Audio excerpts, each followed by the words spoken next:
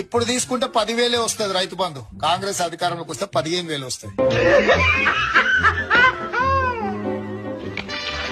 చదువుకునే ప్రతి యువ విద్యార్థినికి ఎలక్ట్రిక్ స్కూటీ ఉచితంగా ఇచ్చి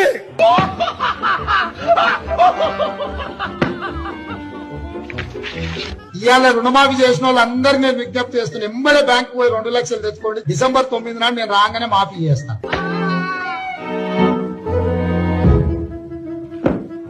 ఇప్పుడు పెన్షన్ తీసుకుంటే 2,000 వస్తుంది. కానీ ఒక్క నెల వాయిదా పడ్డదంటే వచ్చే నెల మేము 4,000 ఇస్తాం.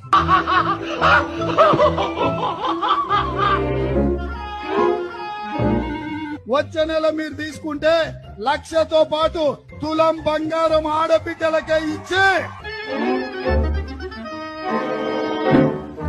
ఆడబిడ్డల ఖాతాలో 2,500 రూపాయలు ఆడబిడ్డల ఖాతాలో వేయాలని